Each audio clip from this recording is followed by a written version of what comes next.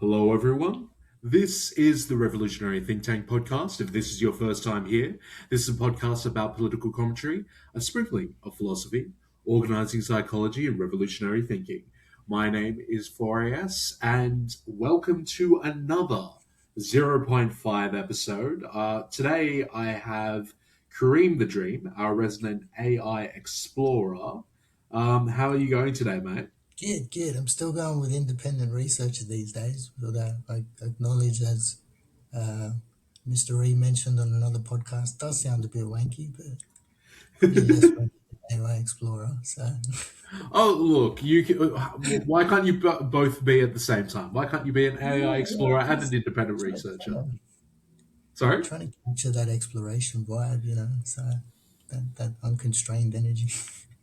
Well, AI it's a new frontier. So, New look, frontier, absolutely. Yeah. yeah, it makes a lot of sense.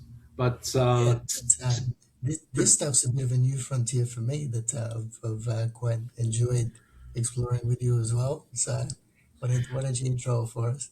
yes, because the topic for today is what I've termed "rolling for revolution," and what it is discussing the topic of Dungeons and Dragons D&D, so role playing games, if you will. And look, I know this is probably a game that's been around for ages. Since I think it was the 70s and the 80s with Gary Gygax. So, it's a very well established game, but I think it should be considered. At least role play games should be considered because, look, it's one of being a board game enthusiast and a game enthusiast Dude, in I my definitely spare vouch for time. that. I've played many board games with you over many nights, and the passion is real. I feel it. So, Yeah. I guess being a board game enthusiast, it's incredibly infuriating when you mention that you like board games, and I guess I don't mean this in a pejorative term, but when you have like a normie come up to you and said, "Oh, do you really like Monopoly?"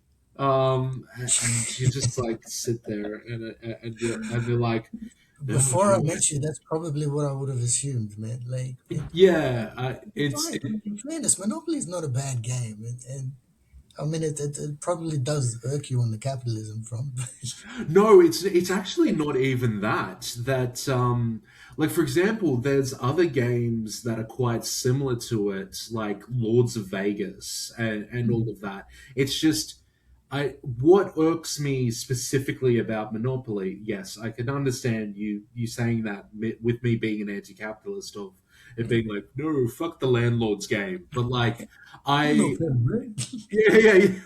But I can understand you coming from that angle, but Yeah, from that perspective with Monopoly, there's a lot of downsides and very few upsides. Like for example, the fact that a majority eventually there's someone who gets a majority of the property that's on the board.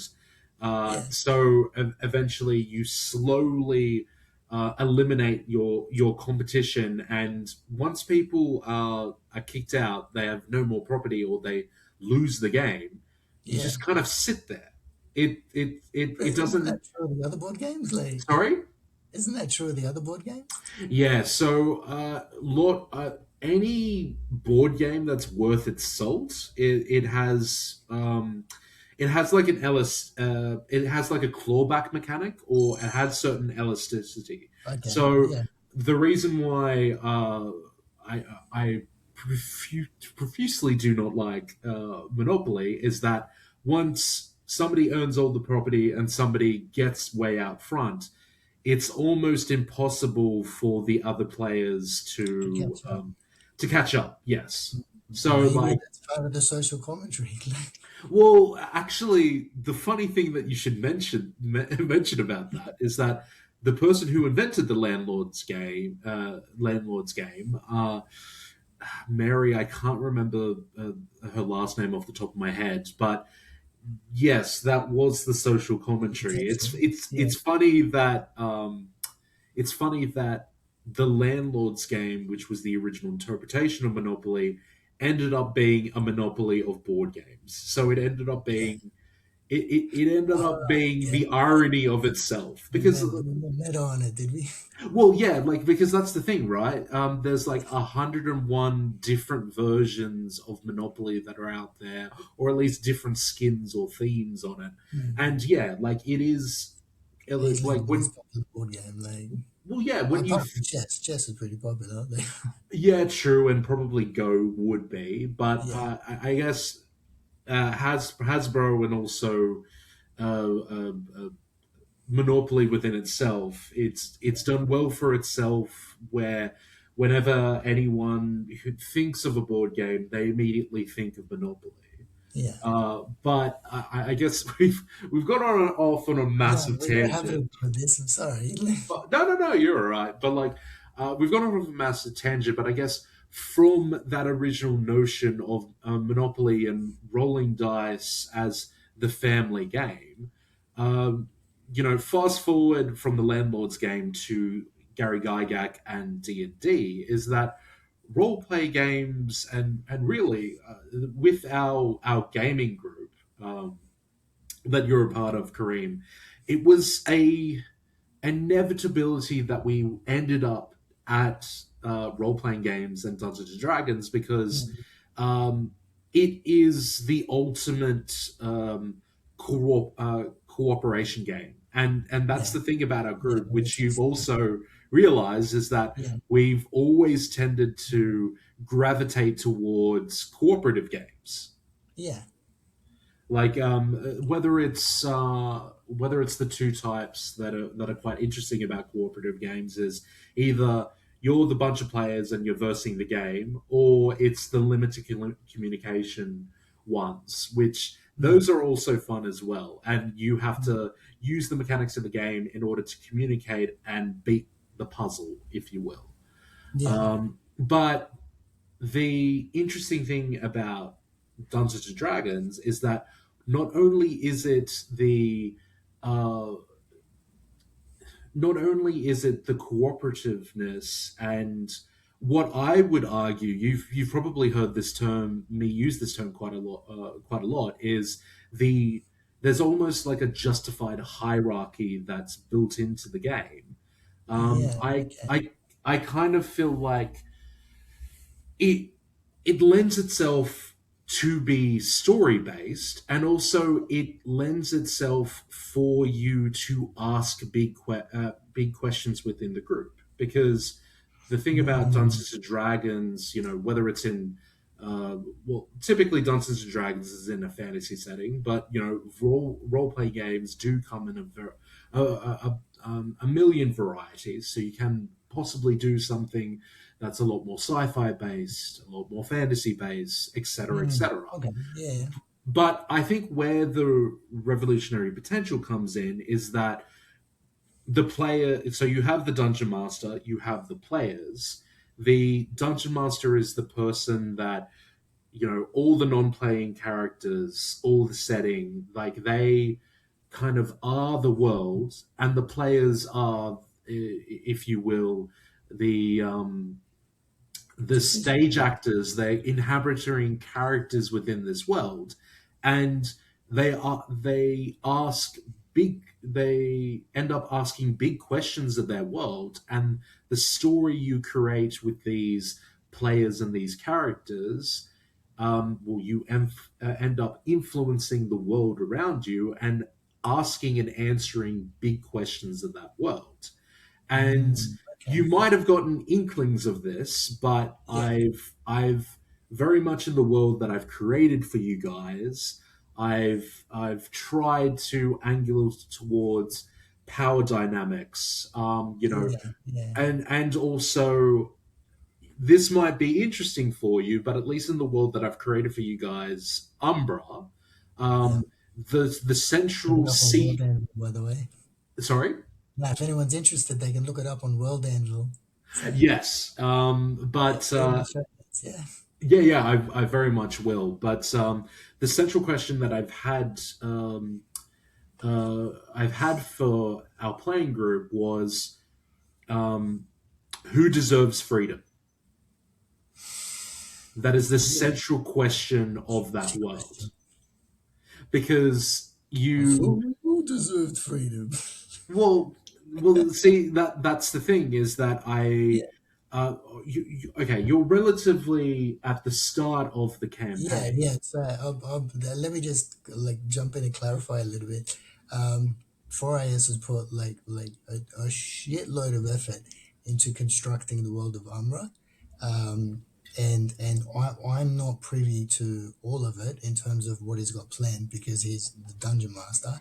So I've played how many sessions? I think I've played 3 or 4 sessions now, or Yeah, two.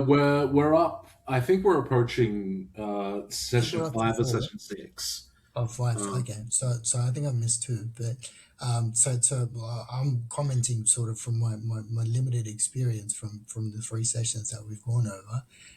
Enough to like captivate me about like the mechanics of the game and what it's all about. But I mm, guess I'm probably going to be a little less privy to the bigger questions that you sort of got in store for us, or the more nuanced, longer term dynamics of what's going on with the game. So, but yeah, yeah, there's inklings of it that I have been able to catch and I can see in reflection. But tell me okay, more about this okay, freedom.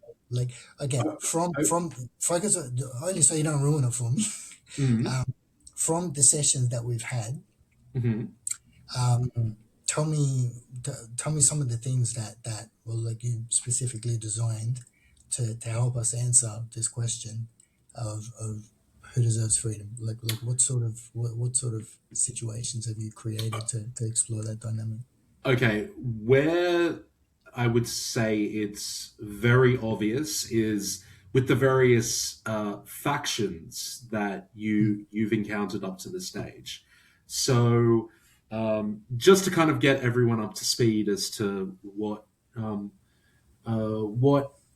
Kareem is referring to is the very first session that I had with these guys. They were just doing because they were part of Smite Club, where the first rule of Smite Club is you don't talk about Smite Club. But effectively, what it's supposed to be is it's an errands tavern where people rip off the wall, the various errands that or adventures or tasks that people need done in this little corner of Umbra, which is called Moontown. And uh, in that very first session, the players were dragged to the Bridge of Stars, which was on the outskirts of town, mm, and all the farmland to run this errand for this very nervous Yes, wasn't it? man called Thaddeus Booker. Yeah, And the young the young sorry, apprentice was it? yeah, he was an apprentice at the Lunar Spire Academy, which was the local wizards academy. And through the sessions, they've somehow ended up with this MacGuffin called the Twilight Tablet, and strange things are happening around them with this tablet. There's been a blue blight that has flooded throughout the forest. They've been I think you guys have been teleported to another dimension when you've encountered this Yeah, dragonborn called Mystic Myrrh, and yeah. slowly I've been unleafing the the story, but you've encountered these zealous paladins that call themselves.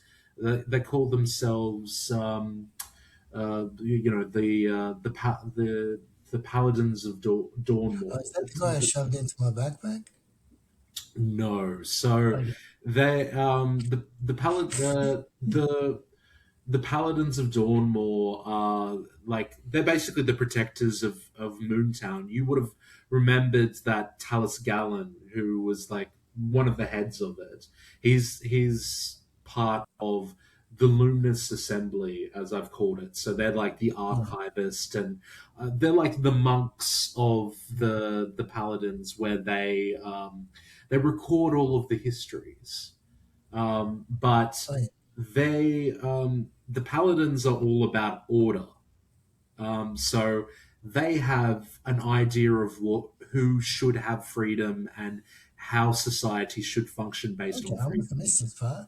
Yeah, Okay. so they have an interesting take on what freedom is. You've So encountered. who do they think deserves freedom? Well, the freedom is basically the adults in the room who are establishing order. So Oh, okay. they It's a believe. hierarchy thing again. Yes, Yeah. exactly. They believe the heroes within society, those who are instilling order, Yeah. are the people that should not only be free Okay. to dictate the laws of society, but they are Yeah. free to subjugate the people around them. Ah, So okay. they're like a hero society, because Yeah. I might have sprinkled breadcrumbs about Seraphina the Pure. Have you?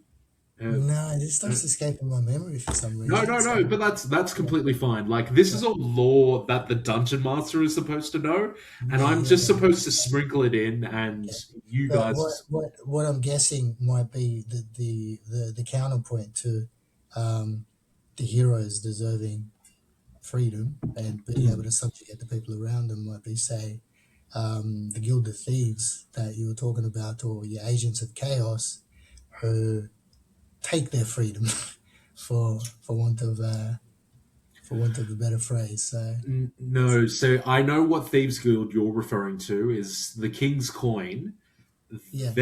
Their central answer to the freedom question is, you can have freedom, but freedom comes at a price.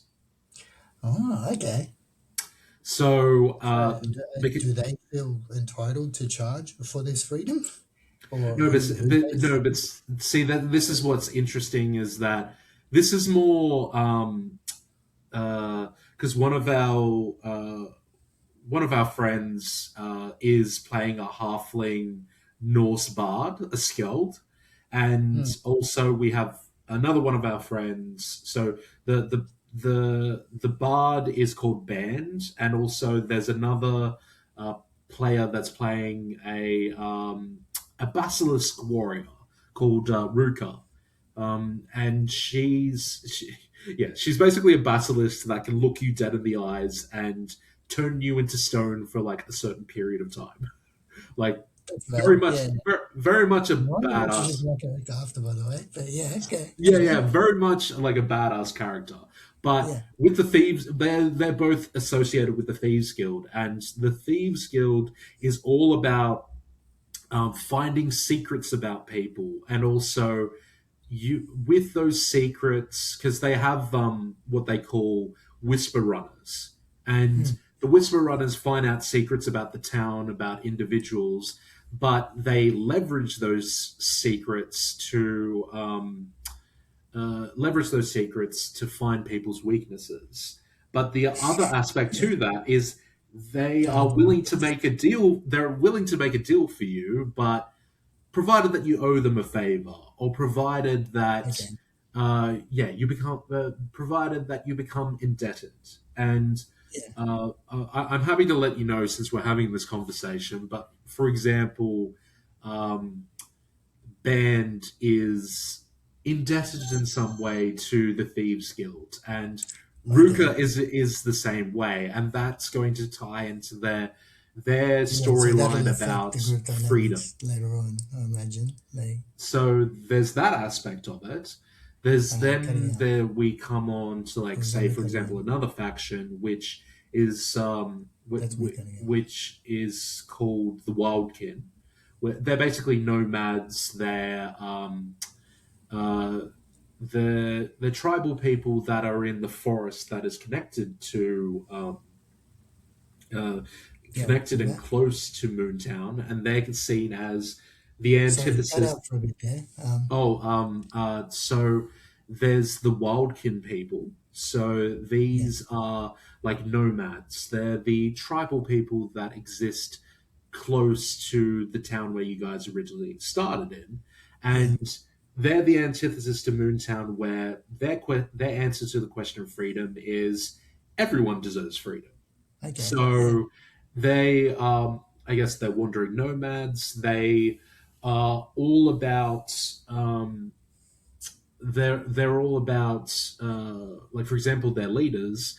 They have to be incredibly persuasive because if they aren't able to convince the people around them to put up this tent, or you lot go out hunting and so we'll okay, we'll it's or we'll sort it's a out the fascinating fruit, dynamic. the fruit and berries in the trees over there. If they're not convincing in their arguments and all of that, the people within the tribe will just look at them and then just go and walk off somewhere else. So let me okay, let me pull it back. I still want to introduce my character, by the way, but Mm, let me just explore this one that you've raised for a little bit. Um, because the argument or the impression that I'm getting is that, like, if you want freedom within that society at least, and well, apparently everyone deserves freedom, mm, then at least within that context, the only way to protect it is to be persuasive in your arguments, because your ability to persuade kind of is what facilitates the nuts and bolts of getting shit done for a group of people to actually be able to mm, live together. So is your freedom, like, how much I guess in some ways that does mirror society. Like, if mm, you know, if the lawyers of our time are theoretically the most persuasive people that we have in terms of arguments, mm. how much how much of our freedom is gated by lawyers? Like, Well, yeah, but see, they. But this is where it's interesting you bring that up. This is where the ancient Greek term sophist comes in. yeah, Is yeah, you that were telling me about this. The yeah? guys that are really good at making arguments and they just go around in circles, but like they just like Look, they were probably the modern version of that nowadays would be your Charlie Kirks, your debate bros of like yeah, because that was the thing I found about Plato and Aristotle who talked about sophists is that they were like, look, these guys are really good at their job, yeah. because How that was the funny manipulative. thing about sophists is that they basically were the lawyers of ancient Yeah, Greeks, yeah, and yeah, Plato and Aristotle and all of the ancient philosophers were like, look, these guys are really good at doing their job, but they they kind of they poke holes in arguments. They argue for argument's sake, but yeah. they have they have no soul. They Yeah, never. they're not actually advancing towards a productive outcome. Like, Yes, yeah, exactly. yeah. So that yeah, I'm like, I got a confession to make. Um, I love arguing. yeah. I absolutely love arguing. Like I try to make sure that I'm headed towards a productive outcome with it. But sometimes I catch, like, I'm pre like, put it this way, my thought process, I argue with myself. I'm actually pre-programmed to argue with myself. I'll come up with Right, a thought, and then the immediate next thought will be, how is that last thought wrong? right. And then and then that thought, and then I'll repeat the process. So instant, like Mm, that's why, like, I'll second guess myself, because I'm constantly finding the flaws in the argument, the failure modes, the edge cases, the reasons why it mm. doesn't work. And when I do it in conversation, it can really give people the shit sometimes. Right, but look, I would say though that you're someone that definitely argues in good faith because that's the thing about sophists. The whole Yeah, thing about sophists is that they just got they dead. Like, Well, it's not really about that. Is that they're willing to win no matter what. So there yeah, is yeah, it's definitely within their wheelhouse they to. won't concede a point. They just want to win the argument. Well, they're more than willing to bad in to argue in bad faith, and they're more than willing to say present your argument in a bad light, in a gotcha, or they're willing to present half truths. They're willing to present things in not a good oh, faith okay. So way. it's less of like a contrarian kind of thing than and more of like a genuine sort of like bad faith that they're misrepresenting what you're actually saying in order to win the argument. Like, Well, yeah, the whole thing with sophists is that they were willing to get the job done no matter what. That's okay, is That's the reason why sophist was a pejorative term in in antiquity. Yeah. this I find this hilarious, but I know we're going on a massive tangent here, and I still want to introduce my character. But just let me ask you this: do you feel like there is potentially a role for people who a role in society today, particularly amongst politicians, for people who can just get shit done? Like, do you ever feel like there's a time where you just need to get shit done, and whoever the fuck can get it done, just get it done? Like that lends itself to like dictatorships and authoritarian regimes. I get why. I get why that could go off the rails, but do you feel like there could be a role for that type of person in society? Well, there already is. It's called a technocrat. It's called a specialist. Like a Yeah, specialist is like has the knowledge and get shit done. It's just I don't think the current society facilitates to technocrats yet. Like for mm, example, I don't. I think we do rely on the experts, but it's not the experts that are making decisions. It's the politicians who are making decisions. mm. And they're not So always informed by the experts, are they?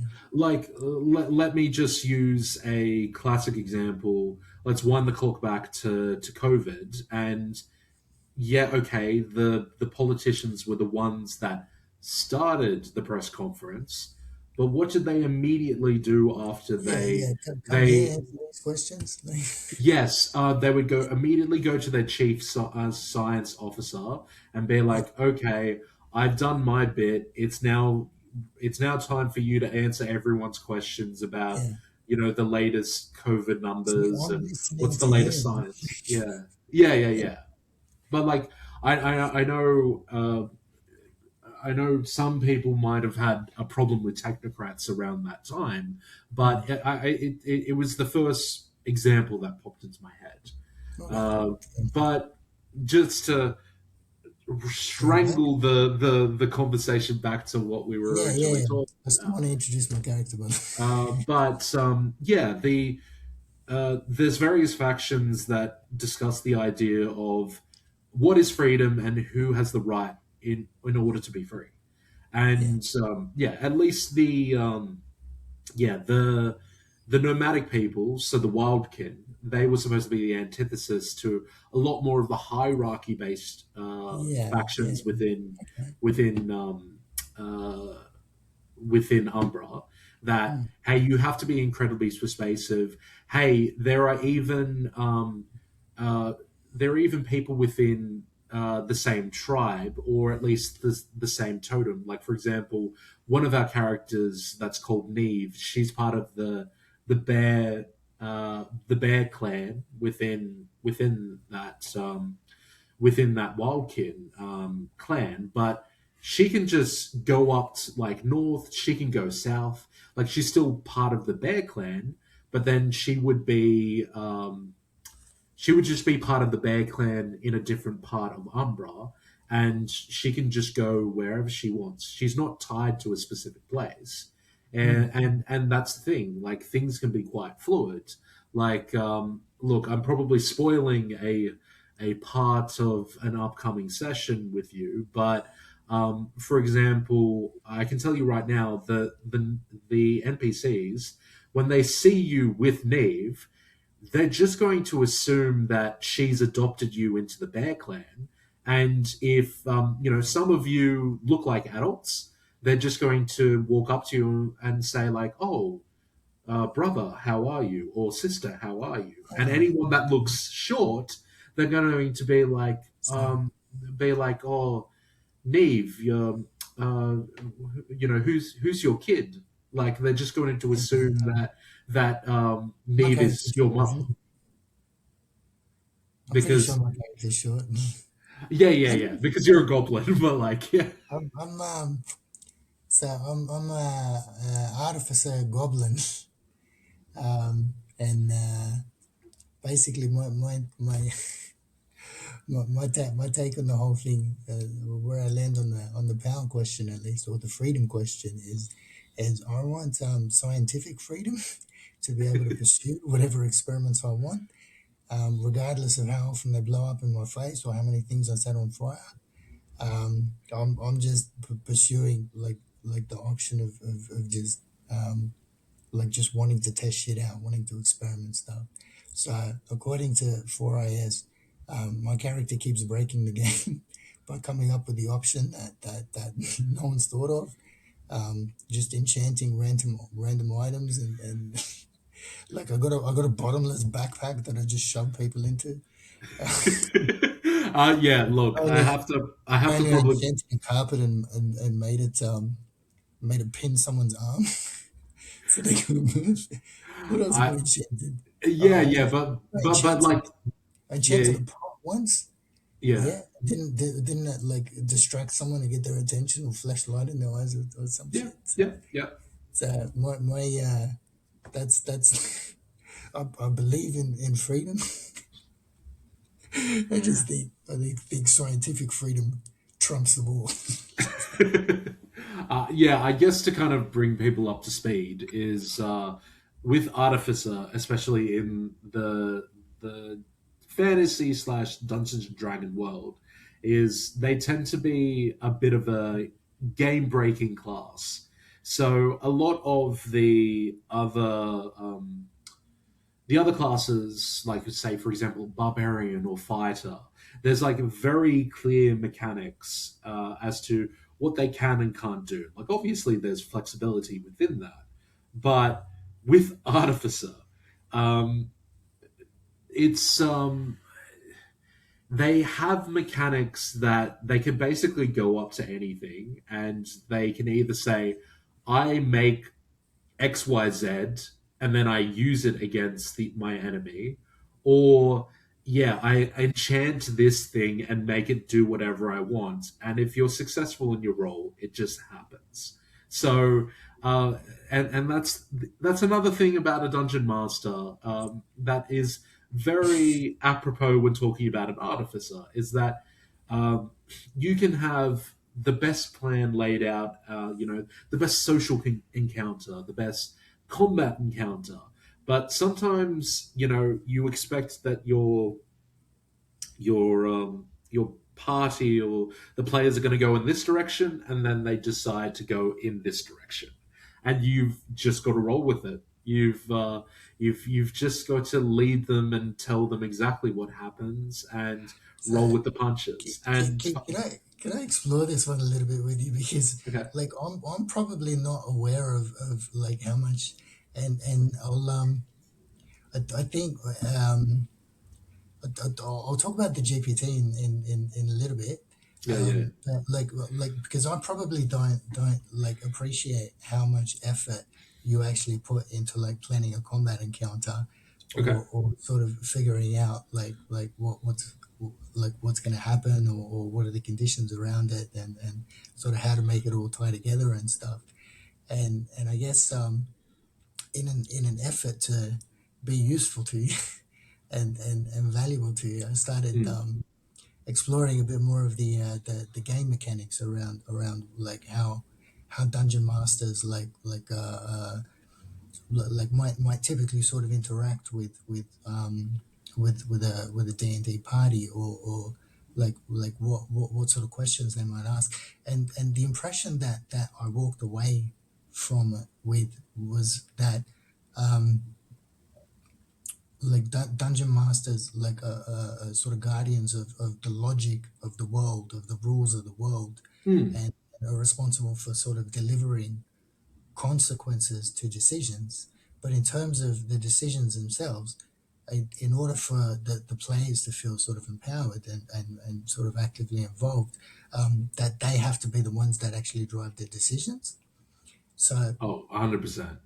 Because yeah, there's a specific term of and this is where probably this is a nice segue to the reason why I brought up at the very start of the conversation the idea of justified hierarchy mm, is that um, there's an inherent trust between the dungeon master and players mm, because there's a what you're referring to is there's a term that's called railroading. So what yeah, railroading is that you know you could be a dungeon master that set up a perfect encounter, but if a perfect encounter for things, but the thing is, you're the world. You're not supposed to be the players. Like, don't get me yeah. wrong. You might have a cool moment or a cool plan made out, but it's supposed to be the players that are inhabiting your world, not you describing the world and what the players should do, and then they're just sitting there as like passive Yeah, like they're like, okay, watchers. I'll roll for this. Oh, Yeah, exactly. So do you want the left or right? Left or yeah, right? yeah, exactly. Like Or you're not supposed to present like binary yeah, choices or anything like that. It's you kind of set the scene. Like obviously, there's the classic phrase, what do you guys do? But when you're learning, or at least you're trying to put your mind in that creative flow, um, this is where there has to be a good relationship between dungeon master and the players, because mm, I do believe that there's a certain justified hierarchy there, because the players put in the dungeon master's hands, hey, you are going to walk us through that through world. the um, complexity of this world and the logic of this yeah, beautifully created world, which the complexity of this world, and like the rules of this world. You will explain it to us, or you will present to us whatever the consequences are. yeah, But then the hierarchy kind of shifts back to the players, where you'll be like you'll say like, oh, there's a you're walking through the forest, and you hear twig branches that are breaking in the vines to the left of you. Um, you one of the say for example one of the rangers that is part of the party. You can say to them, well, let's say Dilos. His name's Dilos. Dilos, you get a whiff of a familiar aroma, and it's very wet fur that smells like a wet dog, and you can hear heavy footprints that can only be from one creature, a brown bear. But it's very weird because these footsteps have been following you for the last 10 minutes. That is very weird to you. A brown bear doesn't usually act like that. mm, And you could go to another player and say, "There's this strange blue algae that's accumulating on the trees. You notice that as you're walking. Um, you know, what like then you can ask questions what do you like, do? oh, what do you guys do? Do you Yeah, try and confront the bear? yeah, Do you keep on walking away and sneak away so it doesn't know it loses sight of you, and you can kind of go from there. But yeah, instead of immediately being the dungeon master and directing them towards a combat encounter, because you set up a really cool combat encounter with this bear, but instead of that, you leave it to the players to decide, Well, do you to even try want to and engage in combat to begin with. exactly Like because they that mightn't must want to like do that. like that must be hard as a DM. Like if you put like all this effort into setting up a combat, and then they're like, "Yeah, I want to make peace." like let's talk to them. Yes, but see, that's the thing is that it's a combination as the dungeon master of keeping your encounters versatile enough that it Mm, can relate to several party members within the party, yeah, but also using your social encounters, using uh, the background of the characters to bring in their allies, to bring in their rivals, so you kind of care about these encounters, or at least you have a stake in the game. Like, don't get me yeah. wrong, like So the if it's just consequences are like tangible, like as well. Like yeah, exactly. Like for example, let me take the last session. If we were talking about the brown bear that we were just talking about before, mm, um, there's no stakes to any of the characters. Like I think it yeah, would make perfect sense that it could be a coin flip as to whether the characters want to rush in and confront the bear, just as much of them turning around and being like, hey, I don't want to fight a creature if I it's don't have to, and yeah, run away. But let's take, for example, what happened in the last session, because one of our one of our players is playing a myconid witch. So this is myconids are like creatures that are associated with like mushroom and algae within mushrooms, the right? fat Yeah, like within like they usually come from like underground like the yeah. underdark Yeah. or as our world calls it the shadow dark because we're using Mm, the shadow dark system. um, Her character was was scarred by a witch's coven when she was growing up, and in the combat encounter, one of her fellow witches was actually kidnapped by a cult. So you don't know too much about this cult at the stage, but they mm, were trying to perform some sort of spell that that was related to the blue blight that you had seen throughout the forest. Now, the fact that I've included Avara, who was Ashes's friend, so this is the Myconid witch, there was immediately stakes to that, and it was actually funny because our friend actually had to leave the session early to go to work, and the right before she left for work, um, and also her partner was there. We worked out or we workshopped that when the encounter happened and the spell was going through the motions because you guys had like 5 rounds in order to like get rid of this spell and like to dispel this ritual that they were doing. When Ashes's player left, um, because of the situation and the dire situation that her friend found herself in, we role played that her character became catatonic, and because the ritual was related to the trauma she had experienced as a kid, ah, she okay. became catatonic, and basically her character had to roll to be to play the game again.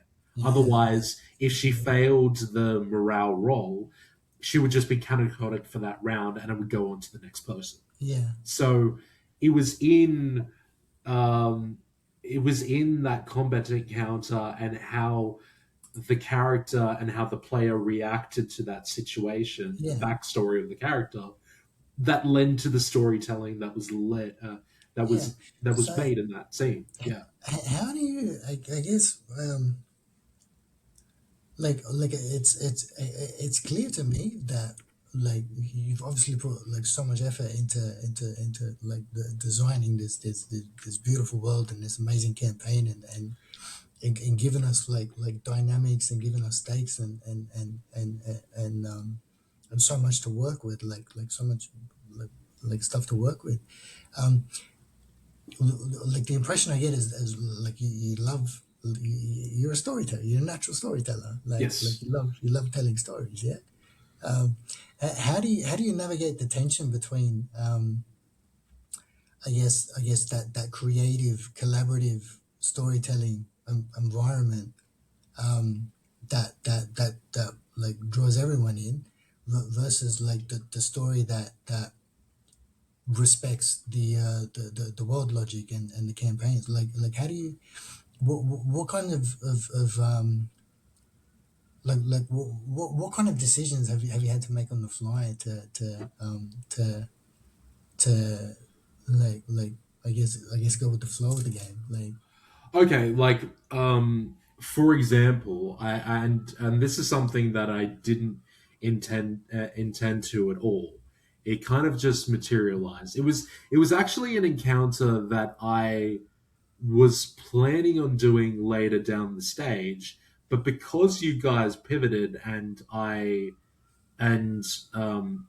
Ashes. So I was actually planning on going in a completely different direction. So in the last session, I was actually going to make this a Neve focused session. So Neve is related to the Wildkin people. She is a druid. She's an elf, and I actually was going to lead you guys towards Idra's shrine, and there was going to be this full encounter in relation with the Wild King Grove and also the Wild King people. But then what actually ended up happening was like I had the Ashes, coven ritual stuff worked out for a different session. But what ended up happening was when you guys were walking through the forest and you were encountering the blight and all of that, um, Ashes's player turned to one of the trees because one of her abilities is she can commune with the trees and she can ask it questions and she can find out like get advice. So basically she went near the trees and she like buried her fingers in the roots and she communed with the trees and said where should we go? Like she said something along those lines, and I remember as the dungeon master being like, "Oh shit, I should do the Ashes encounter and leave the Neve stuff for later." So I pivoted Okay. on something else that I was expecting to do down the line, and I was like, you know what, we can do this now. Who cares? And Yeah. I just said to Ashes, I said, follow the east wind. So instead Yeah. of going north where the shrine was, she went east, and that's where you guys encountered the ritual happening. Yeah. And this will also be the fallout. That's the beginning of the next session, as to you rescued the friend, you captured one of the evil witches. Like, what are their motives? Why was Avara captured? Like, that's going to be the social encounter of the next one, Yeah. and then you will do all the stuff to do with Nave. So I just so happen to have this spare encounter, social and combat encounter in my back pocket, and the players moved in a certain direction, and I was like, "Screw it, we'll do this encounter So instead of this yeah, encounter." yeah. No, that's cool. That's cool. So yeah, no, that's no, respect the flexibility of that. Like it's going to be so hard to do, but like to think of that stuff on the fly and to have like scenarios in your back pocket that you can come back. Like what advice would you have for any other dungeon masters? Like in terms of navigating that. Like what have you learned in terms of like Um, today? Okay, the thing I will say is, a piece of advice is fine as the dungeon master. If you have to give as much as you take.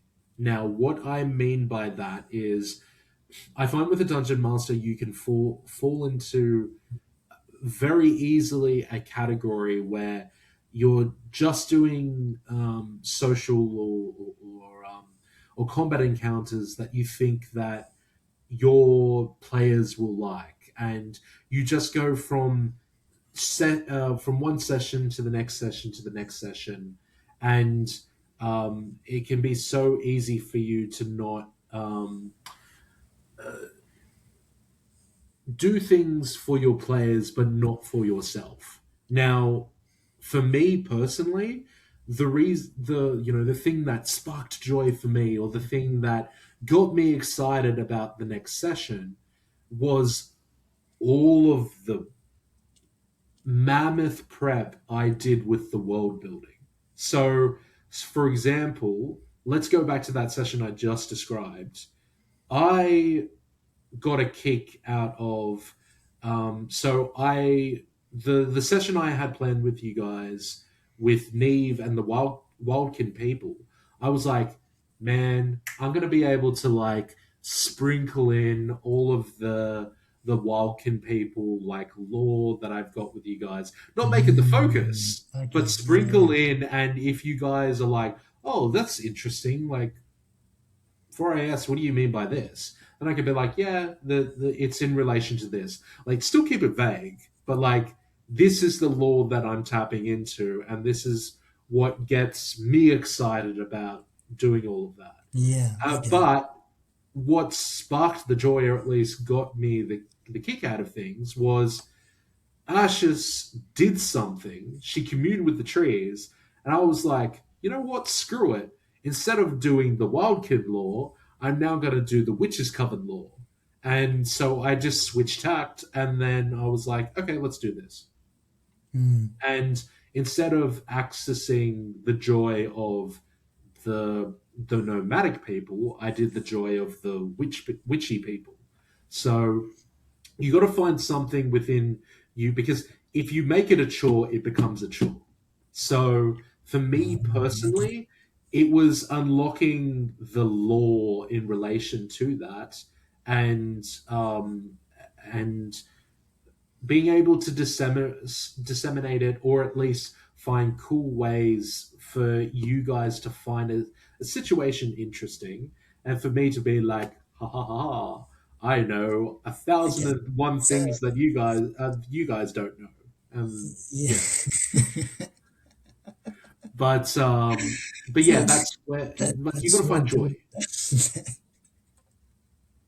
Well, oh, okay, you're referring to, so uh, within the playing group, we all in the group chat have our various names, and everyone, like for example, yours Blort, because you're the artificer, but also you didn't explain arcano volatile reactions before, but that's yeah. basically Well, what you call I forgot. all your Apparently explosions. I wrote a paper on it, but Yeah, yeah, I know. You wrote a full paper on it. It was great. But then my name isn't like Dungeon Master or anything. It's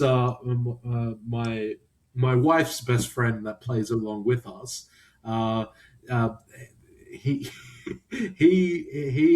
like he wrote as my title that smug turtle, and it's basically stuck. So so apparently I'm the dungeon master that has all the lore. That's the smug turtle that acts like I know everything. And you guys are like, oh shit, has he laid a so trap for us? so I guess there would be like if that's the part of it that like you genuinely enjoy is in terms of like having that lore and being able to dig into that lore. There's also another aspect that I really appreciate, which I find is, because of the way the group is primed. It lets me subvert your expectations quite a lot. So, um, once I kind of found my footing being a dungeon master, I and because the group knows that I really like social deduction games, I've used the group's expectations where I've found you guys wander into a situation and I'll make it like dark and mysterious, and and I found some of you like say immediately out loud like, "Oh shit, has 4AS left a trap for us? Let's check for this. Let's check for that." Mm.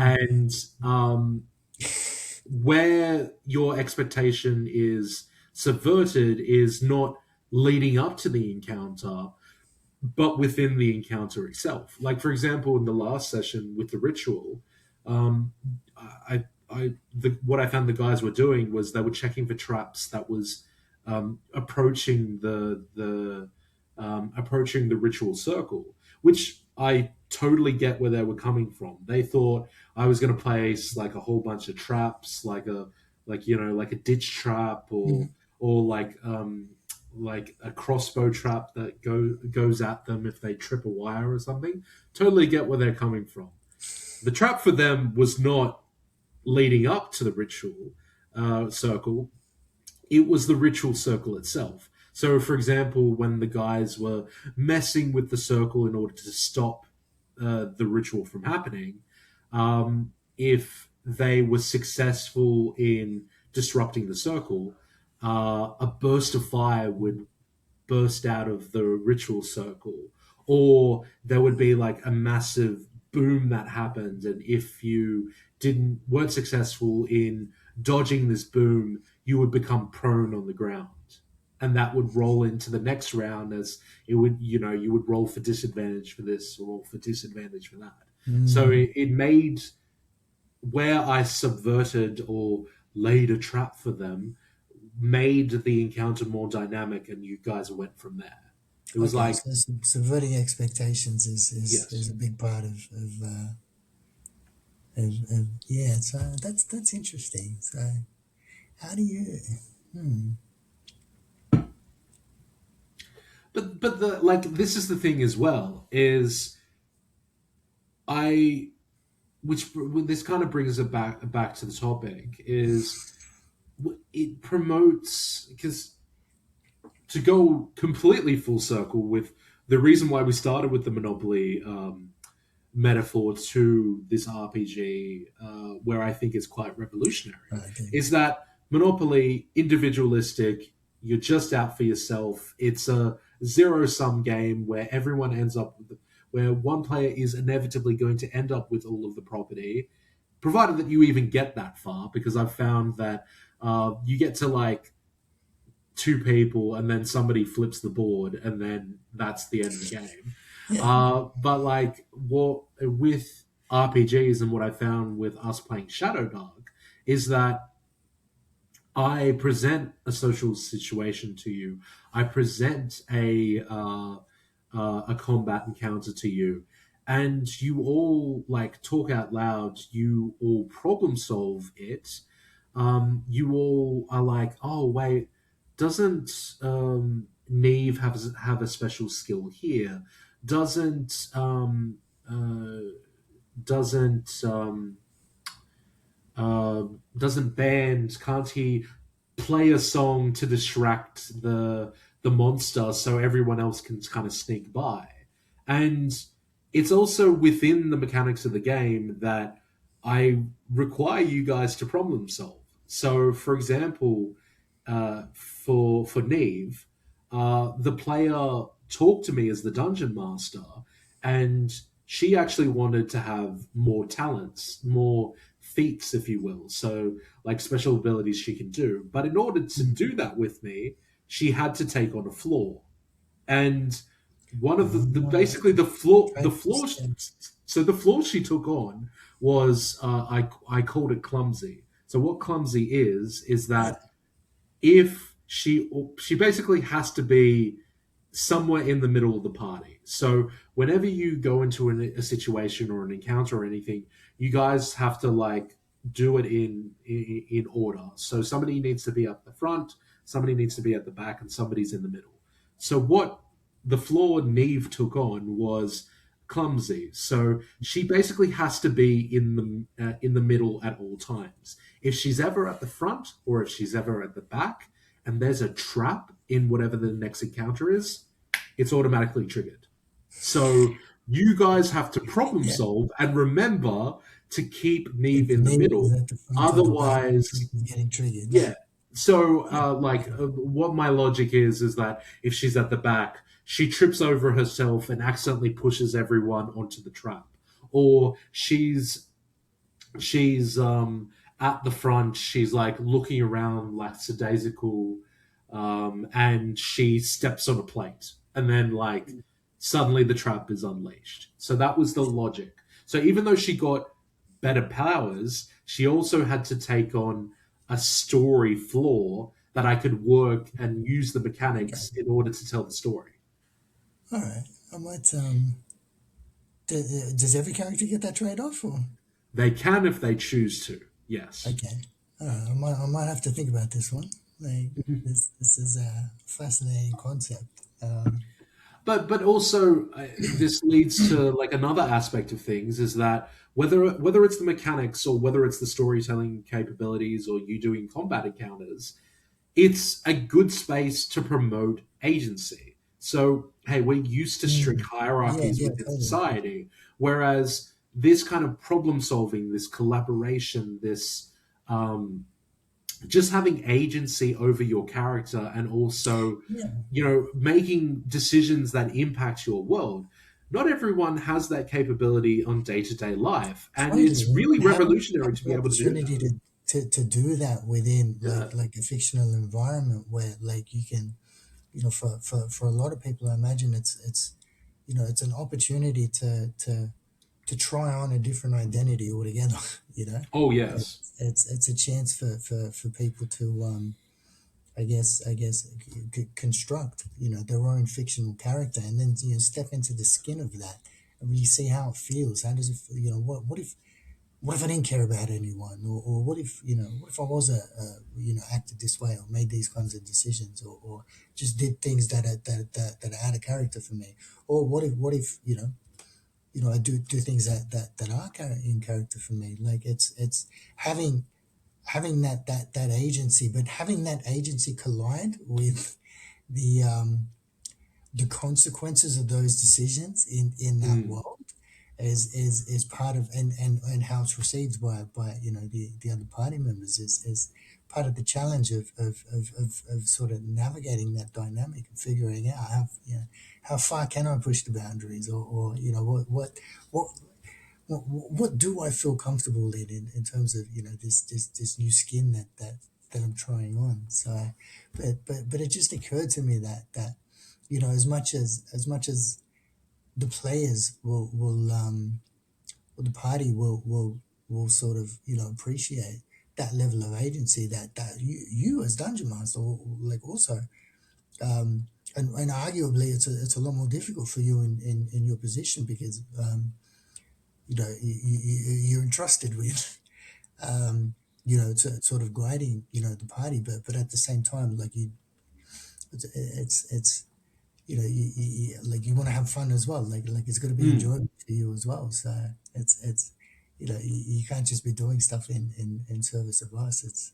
There's got to be a way to that. So I was thinking in terms of yeah. the GPT that I made for you.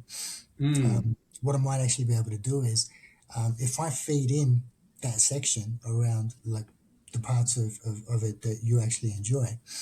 Um, like around the law and tell me if I'm wrong on any of this by the way, mm, and I'll back it up. But what I can do is if I feed that into it, it will then be able to tailor the question craft feedback in terms of how can you ask questions that generate interest in the law for mm. you to be able to explain it. Okay, well, this might be a Does that good make sense? conversation to like bookend this conversation because you probably should explain the GPT to Yeah, the yeah. So listeners and the watchers because by all means, I whilst I've talked about everything that I've talked about and I've kind of been learning on the fly, I can't take all the credits because Kareem has actually given me the tools in order to like gain up my confidence. So why don't you tell them about the GPT? So yeah, so I'll explain what I did in the process of sort of trying to help out. I talked to ChatGPT about what um, what sort of things makes the game enjoyable for other people. That kind of dungeon master do to make the game enjoyable for everyone involved. And the thing that I took out of it was a lot of like the talent is sort of set around like not just how you're describing like the situations, but the way that, and the depth that you give it and bringing the world to life. Mm, But in terms of the questions that they asking the players, so we talked about sort of like trying to avoid binaries before. So the term that emerged from it was question craft, like the mm, art of asking questions is actually a craft that you have to develop, that you get better at over time, because asking the right questions can get players to sort of like in can get very different responses out of players. You can get, a player to sort of tune into their own creativity or tune into their own agency if you ask the appropriate question. Whereas mm. if you've sort of got a binary question, you're not really stimulating that much sort of creativity in the players, and it's hard to get engagement that way. So I said, okay, I think I can make a GPT on ChatGPT, a custom GPT, where I've uploaded all of the world details, and I've gotten the GPT to basically be able to simulate our character reactions based on our backstories. Mm. So what 4IS now has the opportunity to do is, if he wants to, he can go to the GPT at any time, and basically simulate a session in which he's tasked with like describing the world, asking the questions, and it will simulate the character reactions back to him, and it'll also give him feedback on the questions Yeah. itself. So, like if he's asked a good question, be on the right track. If there was something else that he could have done to maybe elicit a different response, then that's the type of feedback that it'd give to him. What's yeah, how useful has that been to you? Like, Oh, it has. Like when I've had time, it's been very useful to see it. It's been very useful for me to do the question craft, but also it's giving me free opportunities to interact with your characters and get mm, a feel for your characters, so I can kind of I already am can bounce off how your yeah, characters would react to situations. yeah. So, but like I'm not in a like priming sort of way, but at least because the system already has your backstories in there, your rivals, your allies, and how you would react to a situation. Like I think one of the sessions even like grabbed one of your like one of the guys like rivals and like was in a duel with them or something, and Yeah, I had to react with not only what was happening in the duel but also what the other characters were saying and doing, and asking yeah, appropriate questions as to like, hey, like you notice somebody produce a knife. Sorry, somebody. Sorry, that's right. You notice that somebody is muttering something whilst concentrating on Alara, the tiefling knight, facing off against her rival. You're not sure whether this is a um,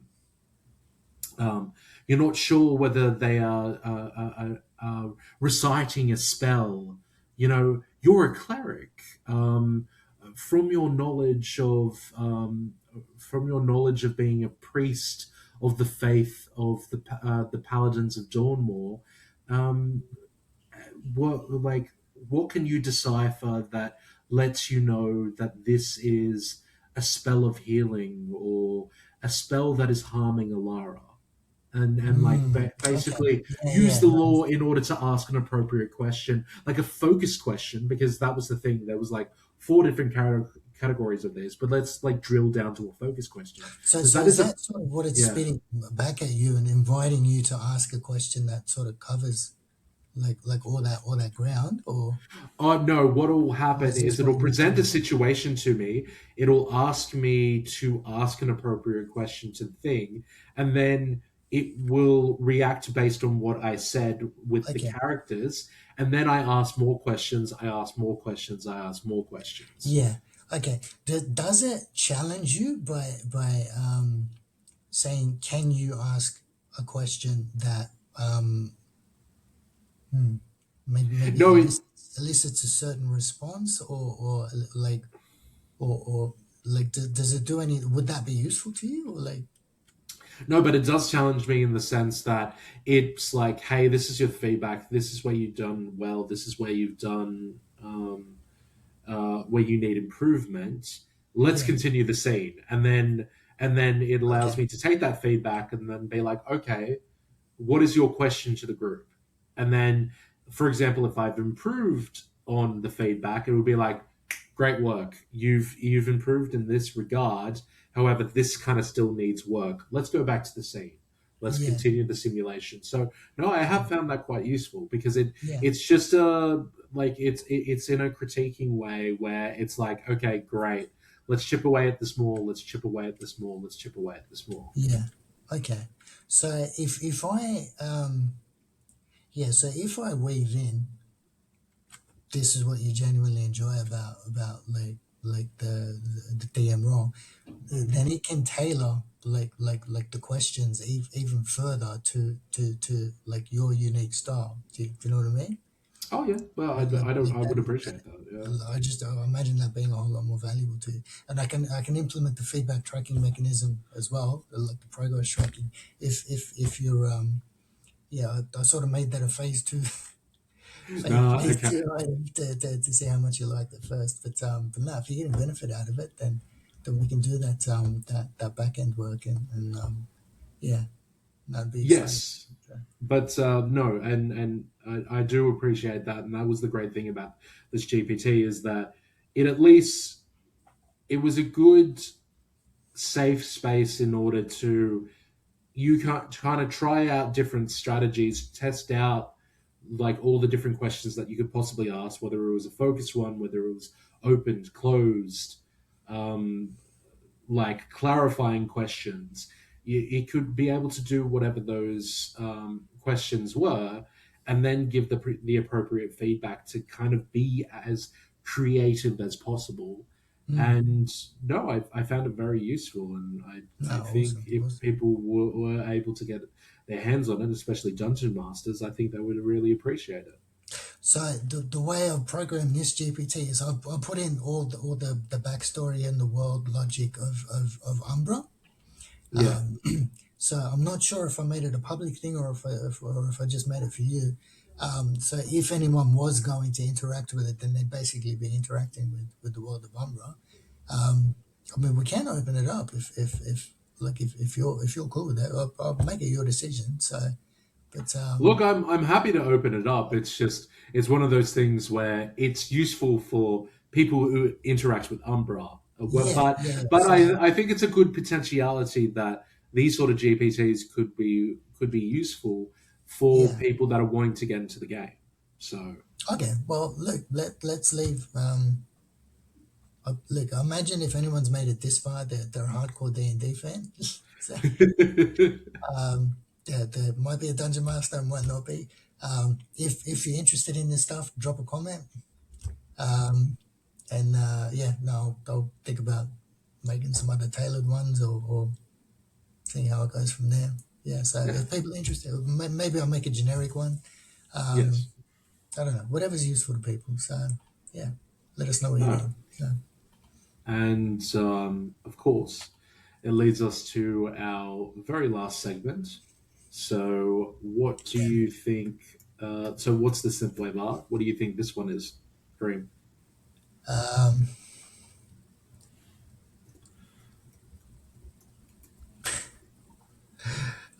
I'm picturing the agency to choose between